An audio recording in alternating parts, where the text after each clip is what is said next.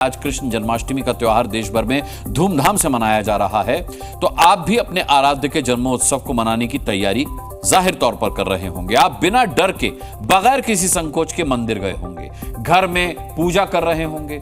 लेकिन एक जगह है जहां पर जन्माष्टमी के दिन कृष्ण मंदिर कट्टरपंथियों के निशाने पर आ गया। यह जगह है बांग्लादेश। जन्माष्टमी के दिन को भी कट्टरपंथियों ने नहीं बख्शा है। बांग्लादेश के एक कृष्ण मंदिर पर हमला कर दिया। आज बांग्लादेश से जो तस्वीरें आई हैं वो हर कृष्ण भक्त को परेशान कर देंगी। मंदिर में भक्तों की कतार है। देश में हर कृष्ण मंदिर आज सजे हुए हैं। घरों मंदिरों में कान्हा जन्म की पूरी तैयारी है, लेकिन एक मंदिर से कान्हा ही अदृश्य हो गया।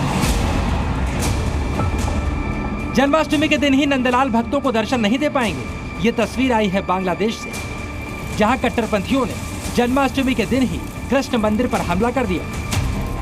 बांग्लादेश के पंचागढ़ जिले के महामिलन विष्णु मंदिर पर कट्टरपंथियों ने डाका डाला है। आपको दो तस्वीरें दिखाते हैं, जिससे आप समझ पाएंगे कि मंदिर के गर्भगृह से कट्टरपंथी क्या क्या चुरा ले गए। पहली तस्वीर पुरानी है, जिसमें राधा कृष्ण की मूर्ति दिखाई दे रही है। दूसरी तस्वीर में राधा कृष्ण नहीं है। नीचे की तरफ कई छोटी छोटी मूर्तियां हैं जो पीतल की बनी हुई हैं, लेकिन दूसरी तस्वीर से वो मूर्तियां गायब हैं।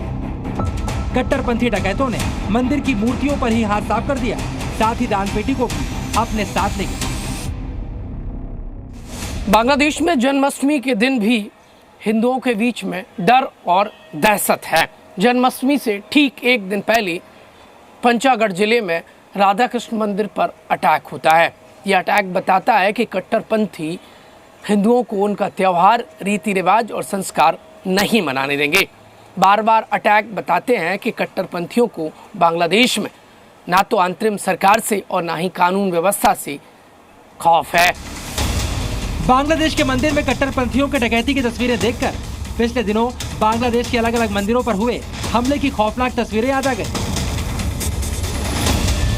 ढाका से 300 किलोमीटर दूर मेहरपुर में कट्टरपंथियों ने भगवान जगन्नाथ के मंदिर को जला दिया।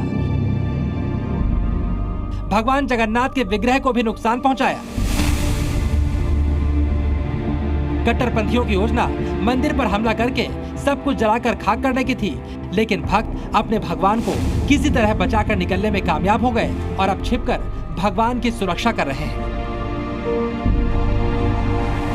पंचागढ़ की तस्वीरें देखकर पिछले दिनों बांग्लादेश के कुश्तिया के काली मंदिर की कहानी भी याद आ गई, जब कट्टरपंथियों ने मंदिर के अंदर रखी काली मूर्ति को ही खंडित कर दिया था। ये सिर्फ कुछ तस्वीरें हैं जो सामने आ सकी हैं। बांग्लादेश के ग्रामीण इलाकों में तो और भी बुरा हाल है। वहां के मंदिरों पर हमले की तस्वीरें तक नहीं। मंदिर तो छोड़िए, गांव से हिंदू ही पलायन कर रहे हैं। फ्यूचर मुझे अभी भी सेफ नहीं दिख रहा है, बिकॉज बांग्लादेश में जो माइनॉरिटीज है उनकी फ्यूचर अभी भी सेफ नहीं है। We are still in some danger still. Country में बहुत हिंदू दुकान है, कुछ जगह में कुछ वायलेंस होते हैं, उनको दुकान पर हमला हुआ एंड माल लूट लिया। आप तो या कुछ ठंडा हुआ, but any time it can be awkward. ये आग बता रही है कि बांग्लादेश में कट्टरपंथियों की हिंदुओं से नफरत अभी शांत नहीं हुई। कट्टरपंथी हिंदुओं के निशान मिटाने पर तुले हैं। ठाकुरगांव जिले के हरिहरपुर गांव में एक हिंदू की झोपड़ी में आग लगा दी गई।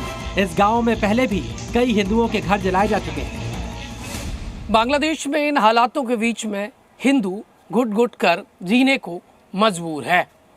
हालात ये हैं कि जन्माष्टमी के दिन संगीत का आयोजन तक नहीं कर पा रहे हैं, क्योंकि ना जाने कहां शोर मचाएं और ये कट्टरपंथी हमला कर दें और चंद मिनटों में जिंदगी खत्म हो जाए।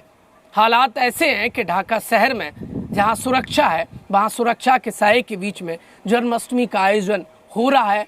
बाकी ढाका शहर से बाहर ग्रामीण क्षेत्रों में मंदिर अब तक असुरक्षित हैं।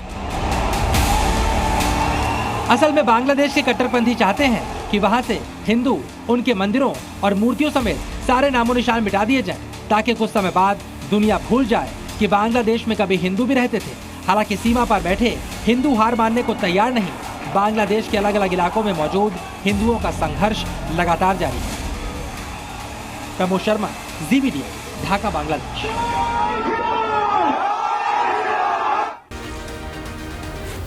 जी न्यूज।